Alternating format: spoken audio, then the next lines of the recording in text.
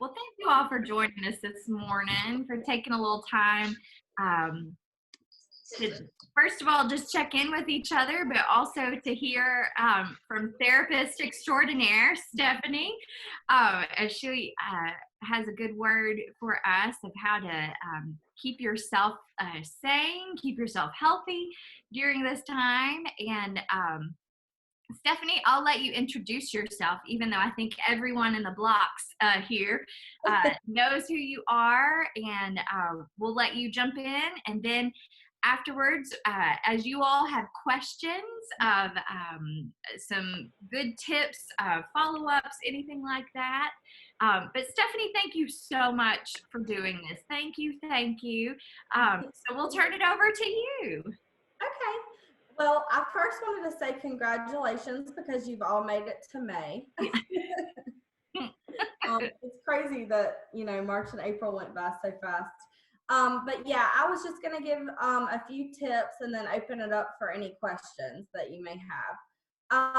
So number one tip I have during this is just staying connected.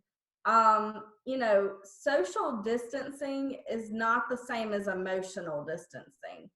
You can reach out. I know we use Google Duo a lot because you can just type in duo.google.com and it works with like computers, Androids, iPhones, pretty much all devices. And that's what I've been seeing clients on. And then, that's just a way to stay connected to friends and family, because I think sometimes being able to talk face to face really helps, rather than just the phone. But even if you just have access to the phone, that's still, important to stay connected. So I also discourage too much Facebook for just because of misinformation. Talking to friends on Messenger is okay, and following things that bring you joy, but you just don't want to get overloaded with negativity during this time. The reason I say this is because, human beings, we mirror each other's emotions and behaviors unconsciously. So that's why fear is so contagious during this time. We're social creatures. We need community, but try to surround yourself with positive people when you can. It's normal to feel a roller coaster of emotions as we're isolated from our herd. By nature, we need each other. So reach out to each other, stay connected. Humans need that sense of belonging. So that was my number one tip. And then I know I just mentioned the roller coaster of emotions. That brings me to the second one. Really, really know that all of your emotions that you are experiencing during this time are normal and okay. This situation is traumatic. Try to stay open to the tough emotions. They are expected. They can help you identify what matters most to you. I know I found that during this time, I want to take away things from it, like after it's over, remembering that I want to spend more time with my family, that I want to spend more time outdoors, just trying to kind of figure out what's important to me. So it's okay if you go plant a garden. It's okay if you lay on the couch and you nap and watch TV. When we go through something tough, your brain needs more rest to process it all. So it's important to have compassion for yourself and others and meet yourself and others where they are. I was just joking earlier with Ashley, like, I have daytime and nighttime pajamas now. That's okay. You may even experience a flight or fight or freeze response. That's our sympathetic nervous system's kind of going into overdrive. For example, if a tiger walked in this room, everyone would react. Like, some people might want to fight the tiger. I personally would run out the door, probably break a window and run. Or you might just freeze like a deer in the headlights. All of those responses are to your nervous system being in overdrive because there is so much change going on. So I can't reiterate enough that your emotions during this time are completely normal. It's normal to feel mad, to feel sad, frustrated, numb, like just an absence of feelings. Even though I do think numb is a feeling. But it's also okay if you feel happy and relieved sometimes by quarantine, that you're like this is kind of nice that I'm sitting at home and that I don't have a responsibility right now. But all of those emotions are normal. You might feel all of them throughout the day. You might feel one or two. But we're in a state of chaos, and it's important to remember that even though we cannot control the situation that we're in, we can choose how we react, respond, and how we connect. So you're in control of yourself and your actions, even though everything does feel so chaotic. You know, I'm personally trying to ask myself, like I said, which part of the old normal is not useful to me anymore. You know, what will my new normal be when this is all over? Probably spending more time with my family, spending more time outside, enjoying a slower pace. And then also just remembering that there can be growth in suffering. So that was tip number 2, just knowing that all emotions are normal and okay. Number 3, and I will give a disclaimer that this is easier said than done, but creating a routine and some structure that feels right for you and your family. You don't have to compare it to someone on social media that has a color-coded chore chart or anything like that. You want to do what's right for you and your family. So kids especially, they thrive on structure and chaos. So, you know, I'm navigating this pandemic working from home with a 4-year-old. So I understand the difficulty to sticking to a routine. And that's why I've been telling people to just strive to create pockets of healthy routine and let go what you can't control. If you and your family can eat 3 meals a day, have a little bit of time outside, I consider that a routine and a success. So, you know, just trying to add some structure and routine where you can. Number 4, really important to me especially, is to limit the news. I think it's important to stay informed, okay? But I don't want it to consume anyone. I personally don't feel well after reading or watching too much news. And I kind of know what my limit is when I'm like, okay, I need to take a step back from this. I try to limit myself to the Virginia Health Department and the CDC websites. So also, please do not let your kids play in the room with news that they can see or hear. They pick up on so much. You need to validate and normalize their emotions about the pandemic without instilling fear in them. And again, I know that's easier said than done because you want to see what's going on, and you know, we all want to stay informed, but it's also important to take some breaks from that. And then number 5 is just to reach out to a professional if you need to. You know, right now, all the therapists in Virginia are online. It's an easy time to just, you know, find a therapist, call them, see how they're doing their sessions. And some of them you can do over the phone, over Google Duo. I know there's some apps like Therapy Nest and iCouch. But you know, it's okay to talk to a professional about your feelings.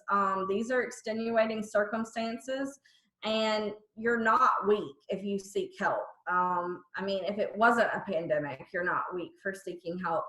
If you're feeling especially depressed, anxious, alone, afraid, just don't hesitate to reach out to a professional.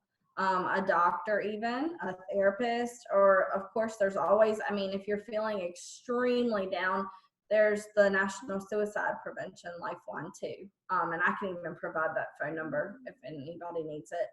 But yeah, also remember that life's beauty is inseparable from its fragility. We can make room in our hearts for both joy and pain and become okay with feeling uncomfortable. You can be more authentically happy without feeling the need to be happy all the time. And so mastering this will serve you well even when this pandemic is over. And that's been something I've been trying to practice too. And lastly, just remember this is a moment in time in the big scheme of things. And just like every season, this too shall pass. So those are just a few tips, but then I guess I want to open it up for any questions you guys might have or anything you want me to elaborate on of the tips. Thank you, Stephanie. Brian will undo everyone, I guess, unmute and all of that. So yes, any questions you all have for Stephanie, anything to sort of unpack a little bit more, we'll give you a moment to do that. Oh, hold on. Brian didn't mean to keep everybody. There we go. Or no. Well, let me ask you, Stephanie, while he's getting that, are there like some simple practices to do like when you do feel super overwhelmed, you just want to throw something or just crawl in the bed for hours? Are there some simple practices like mindfulness or other things that are easy to kind of pull out in those times that things are just so overwhelming? Sure. If you're feeling especially anxious, a good thing to do is to ground yourself into the present, because we are full of unknowns right now. And it seems like every day there is more things to just not know what is going to happen. So, grounding yourself, like, what are 3 things I see in the room? What are 2 things I hear? What are things I smell, I taste, I feel? I'm here in this moment, and reminding yourself that it's going to pass.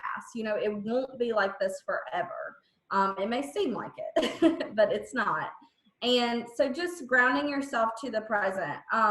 You can also do that by start kind of reframing your thoughts to the present tense. Like if you say, I don't know, I'm trying to think of an example, like I will feel uncomfortable forever. You can actually replace it with I am comfortable, and then find a way, whether you hug a pillow or you go into a room that you like, or for me, I make jewelry because it's repetitive with the putting on beads and things. Just like, I'm here, I'm functioning, I'm doing this right now. That's all I need to be doing. Yeah, no, that's helpful. Well, it sounds like a lot of what you're offering to us to offer to ourselves is grace in all of this, that whatever you're feeling is okay. And if it changes from moment to moment, that's okay. That's what I'm hearing, of just offering grace to ourselves and for each other too, because I'm sure in any given moment in our household of 3, there are 3, if not more, different emotions happening all at the same time. So. And that's why it's also important, in families, to have your space and alone time, which I totally get is like near impossible with the toddler. But if you can set them up with a craft, and get them all the supplies and be like, this is what you're making, maybe that gives you 10 minutes to just go sit on the couch, and in silence. So yeah, things like that. If you feel like emotions are getting high, that's when you separate yourselves for a little bit. Yeah, absolutely. Yeah.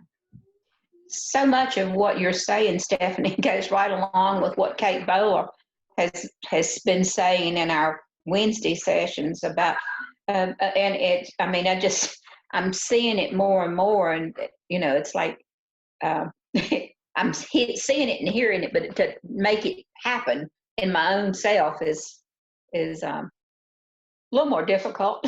It is. The application is the hard part. But yeah, just reminding yourself that you're in the present, your emotions are normal, and that it will pass. And if there's a specific way you guys are feeling, I can address that. I know I just said a way to ground yourself if you're anxious, but is there anything else? that you're feeling that you want me to address?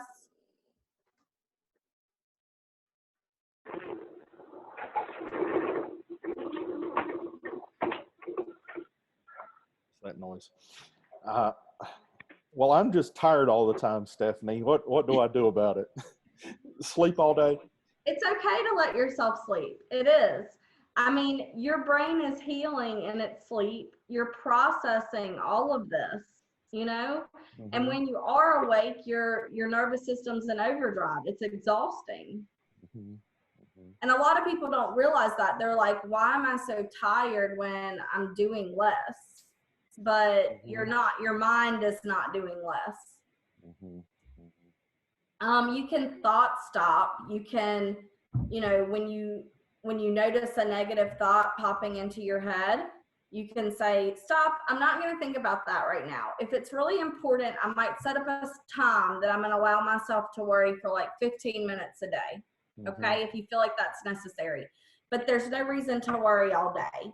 So you can kind of be like, okay, maybe 4 o'clock every day, I'll let myself worry for 15 minutes. The rest of the day, try to replace it with peaceful thoughts, or even just go, sometimes just a change of scenery. I've noticed like if I'm working in the kitchen, like if I just get up and go work in the living room, I feel better. Mm-hmm. You know, sometimes just changing where you are, sitting out on a deck or something can be helpful.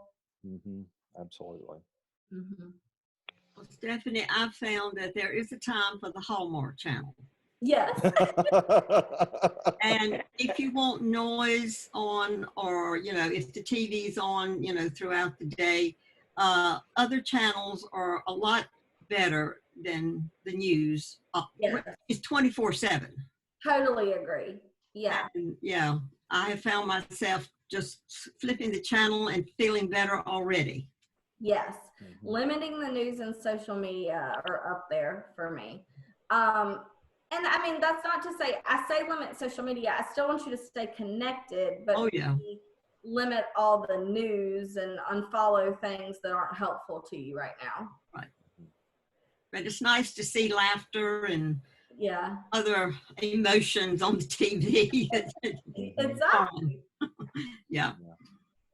One of the things that I've noticed about myself is that my anger level rises a whole lot quicker.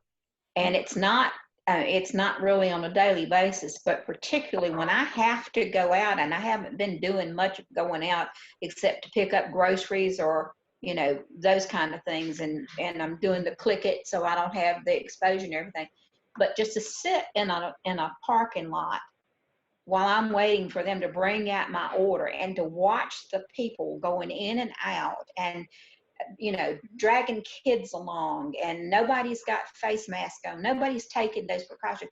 It just, I get angry. I just get, you know, and to see things on the news or on Facebook, and I've blocked a lot of people because of the comments and everything, but just to hear those, to me, idiotic comparisons between a regular flu and what we're going through, and to see people just throwing caution to the wind and doing nothing, it just makes me so angry.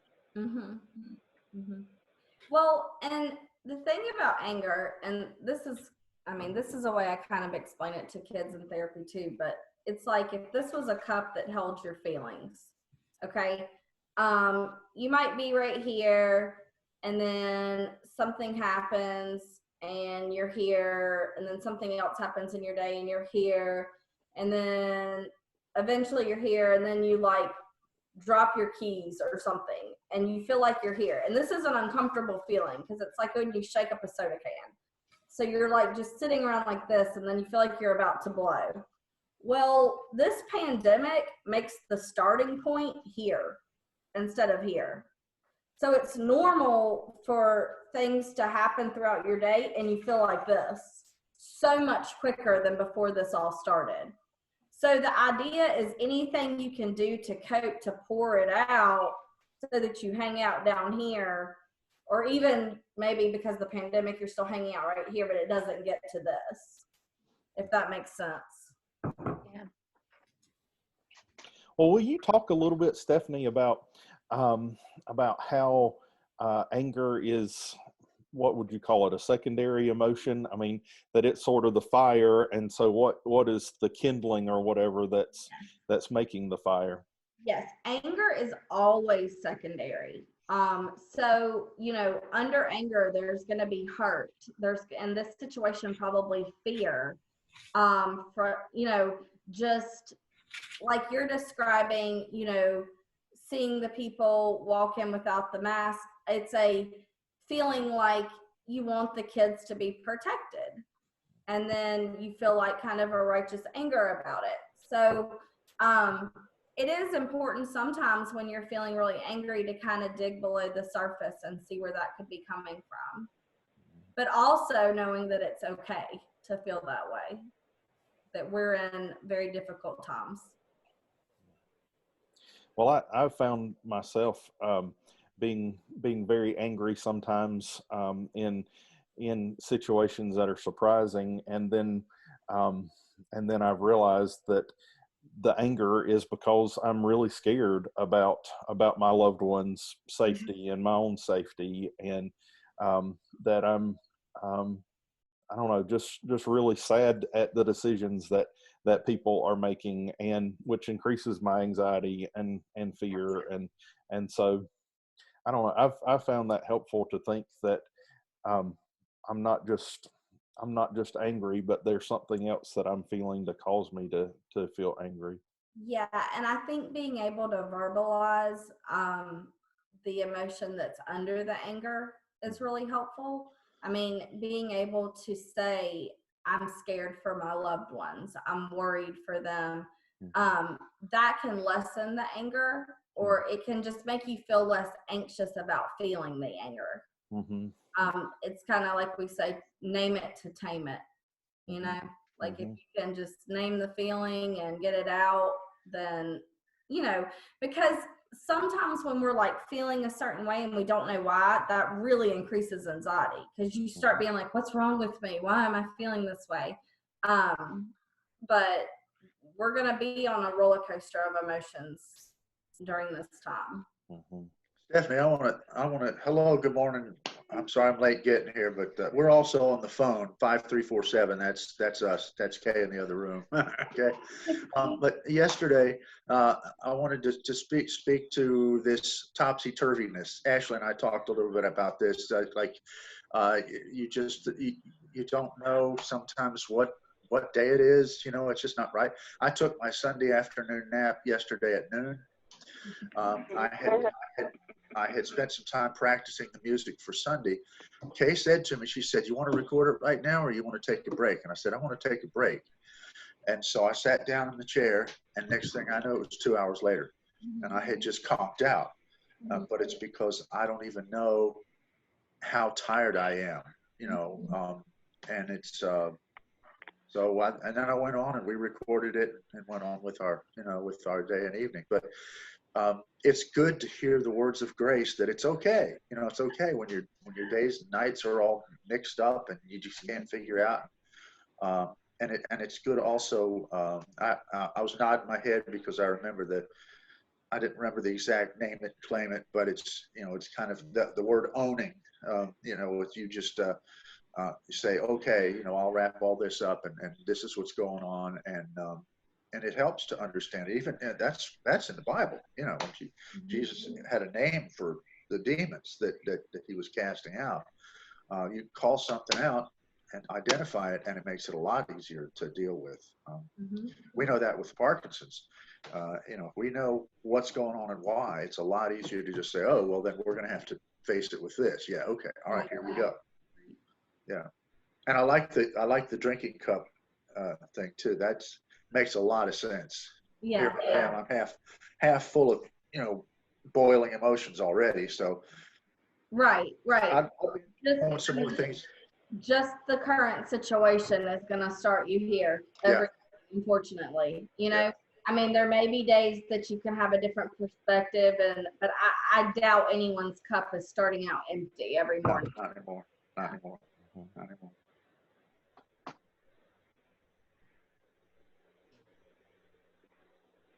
No, I got angry the other day about toilet paper because my mom and daddy always taught me to take what I needed and leave the rest for someone else. Yeah. But apparently people are hoarding toilet paper, and I was reduced to using napkins. And I just got to, I thought, I tried to do what's right, and I don't have no toilet paper because everybody's hoarding it. Yeah. But now, if you all need some toilet paper, I got it. Uh-oh, now we know where to go. Yeah, I went to Kroger's this morning, and I got, this is all they had. They had three of these anyway. It was like 26 mega rolls make 92 regular rolls. Oh gosh. Yeah. So I probably won't never need any more toilet paper. Oh. Yeah. So, Well, but, and thinking of that, Stephanie, like, is that part of the things that we're seeing of people, I mean, just wiping out the shelves of toilet paper and paper towels and stuff like that? I mean, is that, I mean, exactly what we're talking about? That it's not, I need all this stuff, but is it fear? Is it all those things that kind of drive us to buy all the chicken that the grocery store has? Like I said, fear is contagious. We mirror each other's emotions and behaviors. I think sometimes it's helpful to just draw a big circle on a piece of paper and write inside the circle the things we can control, and outside of the circle the things we can't, and then cut the circle out and throw the things we can't away. Because I mean, there's just, it's so easy to try to control when we're in chaos. You start kind of like white knuckling life, as I say, with the steering wheel, because you want a sense of control.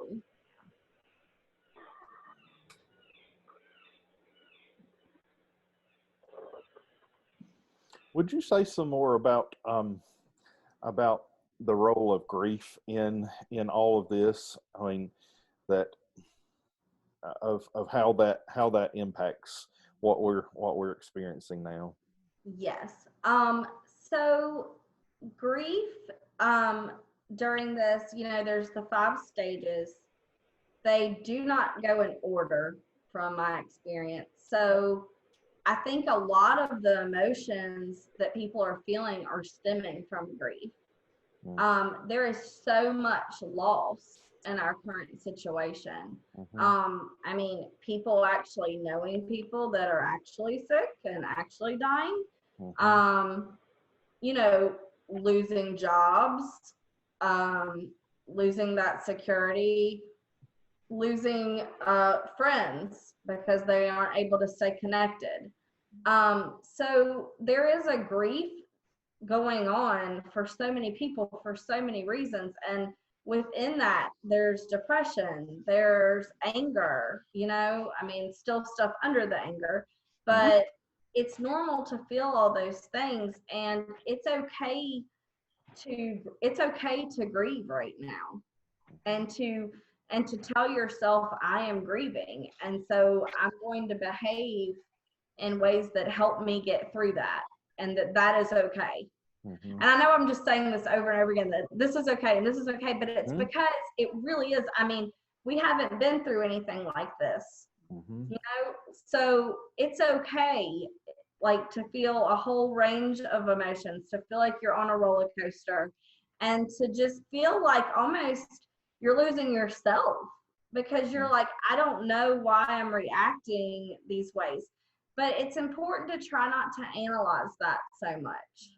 I know that's hard to do because I struggle with that myself. I'm like, okay, why can't I just, complete this paperwork I have to do right now? Why can't I focus? I always can focus. But knowing that is why, and accepting that, so that you're not analyzing that something's wrong with you and making yourself more anxious. But you're exactly right. There is a lot of grief involved in this. And I feel like most everyone is in some state of grieving.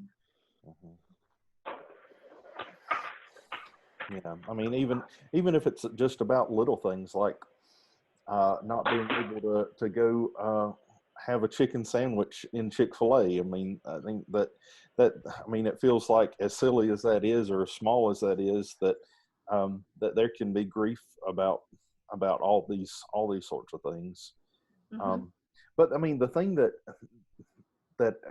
it brought up to me is what, I mean, I know you talked about not spending a whole lot of time on social media, but I mean, I was just thinking, how do we make sure that we are not taking on the grief of other people? I mean, especially with you know, prom time going now, with these kids not being able to go to prom, and kids not being able to graduate, to walk and have their graduation ceremony.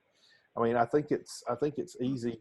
I mean, and those are just the first examples that come to mind, but I think it's easy to see what's happening to somebody else and hold on to that and say, oh, and be really sad about your cousin that you never talked to, who's not going to get to walk in her high school graduation this year.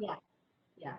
Well, and you know, I deal with this daily because I talk to clients all day, and I try not to take on, you know, all of their burdens. Right.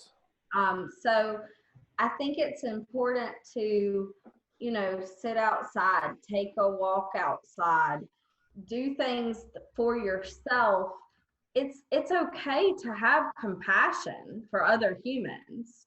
Sure. You just, when you notice that it's getting you so down that you're not there for your family, or you're not there for yourself in that way, that's when you want to use some coping skills. You know, so I mean, of course, let yourself feel that, but then try to kind of reset and do something you enjoy, or something that makes you feel comfortable.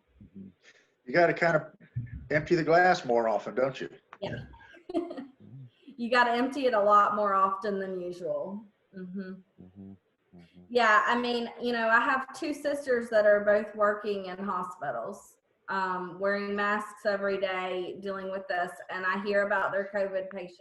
And, you know, sometimes when I get off the phone, I'm like, I can't just go straight into like making dinner for Molly and carrying, you know, I need to take 10 minutes and just go sit on the deck and admire the trees or flowers, and, you know, and kind of ground myself and know that this stuff is going on. You know, I don't want to be indifferent about it. So I want to allow myself to feel it, but I don't want to just take it on and then move to the next thing. I want to let myself feel it, then kind of reset, use whatever you use for coping skills. I mean, deep breathing is great. I mean, taking walks, any kind of hobby that you have. For you especially, music is awesome for that. So, you know, just playing the piano and things of songs that, you know, allow you to feel, but then, you know, after you're done with that, kind of getting back in the present and appreciating the present. I have an adult coloring book. Yes, that is great. And Yes. you just color and think how good God is. Yes. And then all of a sudden you just taking a really nice nap because you're so relaxed. No, that's awesome. Like, put on like a happy show on TV in color, you know? Or Yeah. I know I listen to audiobooks, and lately I've been drawn to ones with like comedians, because I just want to hear, you know, I just want to laugh. I know I've been telling everybody the Golden Girls are on about 3 or 4 different channels now, so you can find the Golden Girls almost all day long. So good times. Yeah, can't go wrong with them.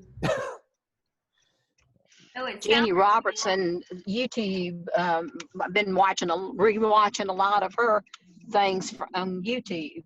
Mhm. I found Three Stooges yesterday Oh my goodness. on Netflix, I think it was. There were only 5 episodes, but I watched 3 of them. And that's pretty crazy stuff. Yeah, the unknown is anxiety provoking for everyone. Some people more than others, but and then just the change. You know, I mean, there is loss in change. But I think also remembering that you're in control of your perspective. You know, if you can think about, just like I said, what you want your new normal to be when this is over. This is a great time to reflect and know what's important to you and know what wasn't useful with the old normal. Mm-hmm. Well, I think one of the things that I've been feeling, Stephanie, is I'm still trying to learn how to use the word gaslight exactly right, but I feel like there are times when I just sort of settle in and think, okay, this pandemic thing, social isolation, social distancing, is going to be for a while, and then somebody comes on Twitter or the news or whatever and says, oh, we're going to start to get back to normal in a week or two. That I mean, that just sort of upsets my apple cart a little bit, of feeling like I've sort of achieved, I don't know, sort of a state of equilibrium or however you want to call it. And then somebody says, oh, but we're going to be out of this tomorrow. That just throws me. Yeah, you want an exact date and you want to know exactly what's going to happen. Mm-hmm. That, you know, unfortunately, it's not just with the pandemic. Like, human beings want to know that for everything. Mm-hmm. But what can be helpful is knowing that you're still in control of yourself. Like, if things open back up tomorrow and you don't want to go out, that's, you know, that's your choice. So even if you hear things like that, you know, you still make the choices for yourself. Mm-hmm. And that can be helpful. Because I know with me, like, I mean, personal disclosure, I'm not going to be one of the first to just jump back in the office and see clients in person. I've been seeing them all on video, and I'm letting a lot of people do that before I do it. Mm-hmm. And I'm okay with that because I feel a sense of control in that. I'm like, even if that's like, okay, you can go back to the office, I'll be like, I'll decide when I do that. You know, I know it's hard because there's a lot of jobs where once they tell you have to go back, you do. In that situation, you know, I mean, you still have choices. It's just harder. Mm-hmm. Well, we've got about 15 minutes left, and I want to make sure our quiet introverts have an opportunity to ask a question if they would like. So those of us that are quick to talk will zip it for just a minute, just in case anybody does have a question or anything that they've been lingering around on these last little bits. All right, this is Edna. Yeah. Of course, I know some people know and some people don't. That I've been having a problem the last couple of years with severe depression, and I have been talking to a counselor and continuing to talk to a counselor for over a year. And then I have a major health problem, too, which keeps me in the house, and I live alone. And it's just very frustrating to not be able to go out and do things for myself as I normally would. And I'm so grateful to the people who have been helping me out. And then another concern is that after all this is over, it's going to be a new normal. And I'm a huggy person. I like to hug people and shake their hands. And I'm thinking, well, I guess we're not going to be going back to that. And I mean, here I was trying to get out and be social. And one of the things I did social, and I could relate to Brian, it sounds small, but just going out to eat sometimes was a social thing for me. Mm-hmm. And I said, it's going to be a while before I would feel comfortable doing that. Yeah. And it's just very disconcerting and unnerving and frustrating. And I know getting outside does help me. The sunshine does help me. That's a proven fact. It raises your serotonin levels. And I try to keep in touch and talk to a couple of people during the day. And I do have a cat, so that helps a lot. Helps to have a pet.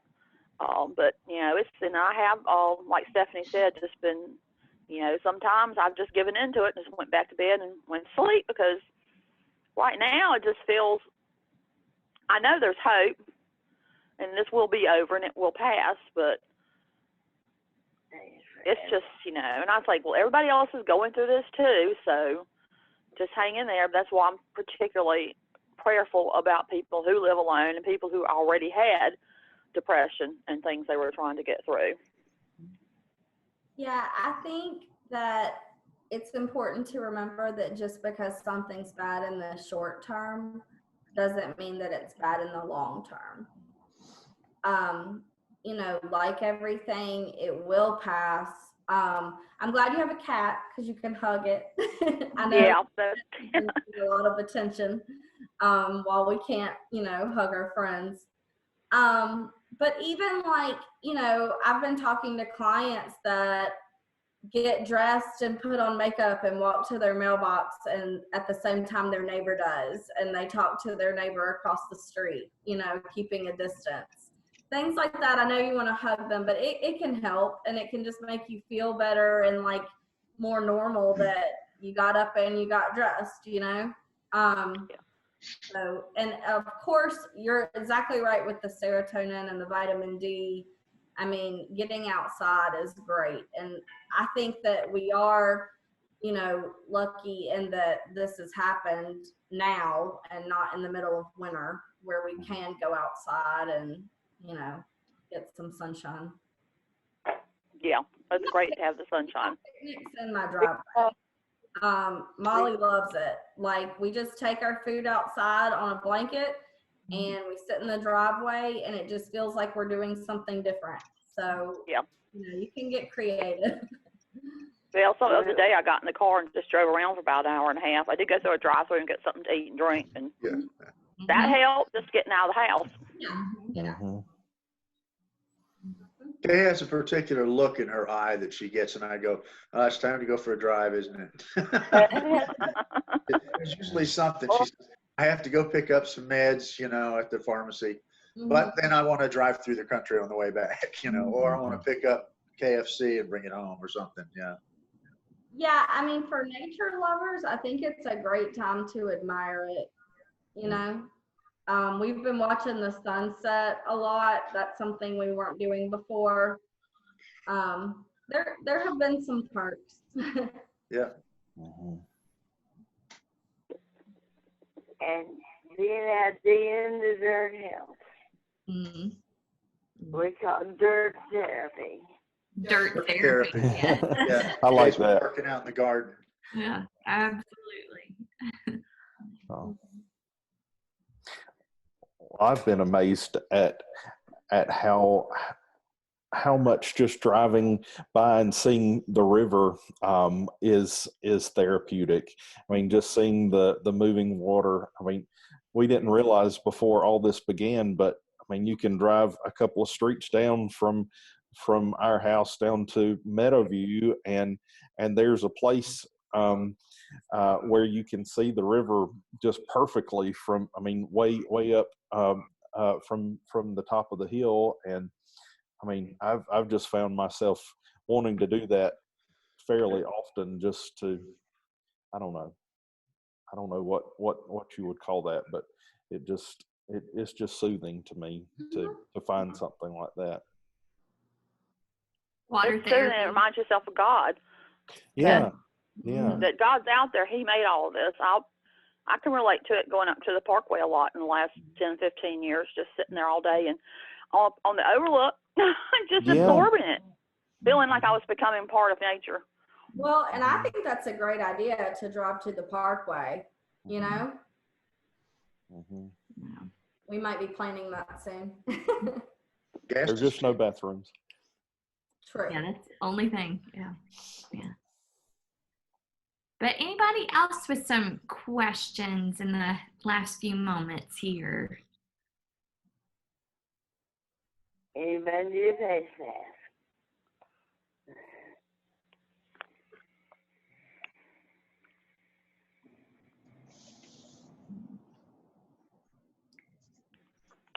Well, and Stephanie, one question I had, and maybe it's even too soon to even be thinking this question, and I'm going to be jumbled in how I talk it through, but I'm thinking what all of this looks like on the other side when we are finally through this, when we do sort of return to a new sense of normalcy.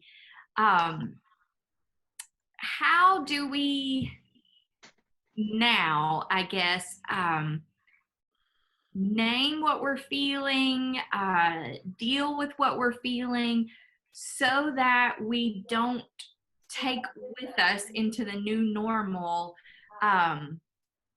a lot of unresolved feelings, I guess, that I guess I'm just anticipating for some people, if we don't deal with the grief and the anger of right now, how explosive and ugly can that be on the other side? Right. So what can we be doing now to help us not explode on when things do return to normal, but really a whole other change? Yeah. So I think writing down like what's really important to you, or even making a list of things I know for sure. You know, since there's so much right now that's chaotic that you don't know, and then try, and even like your values and how you want to use them in the future. I think, and then, you know, just referring back to that during the change of everything, you know, shifting. But I do think it will be a new normal, you know, that we'll also have to adapt to, but in some ways, I think it can be positive.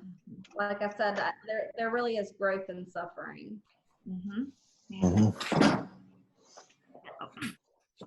My neighbor up the street, Patty Luke, she and I talk about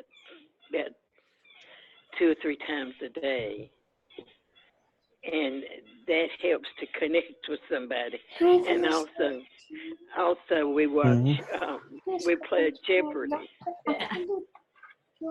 together. I mean, she's at her house and I'm at my house, but when Jeopardy's over, we call and say, "How many did you get? Did you get the last one?" You know. So, anyway, that kind of keeps your brain going, I guess. Puzzles are great. We've done a lot of puzzles. Yes.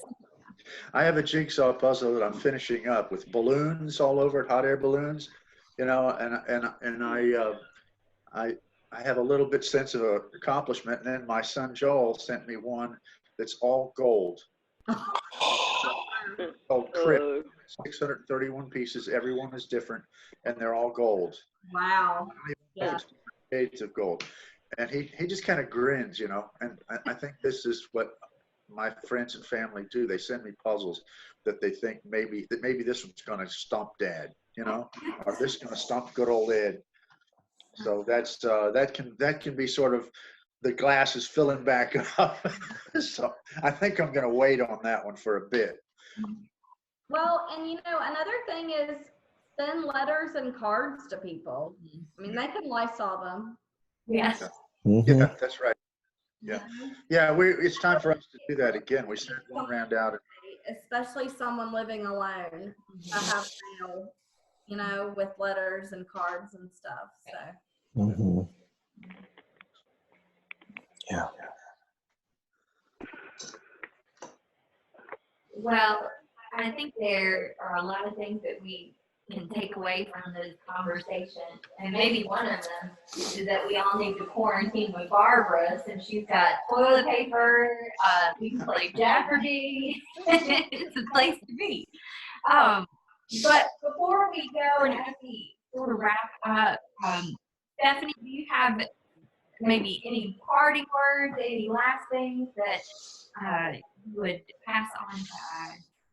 Well, just that, and I know I said this before, but it is a moment in time right now, you know, and that just because it's bad term for you, it will not be in the long term.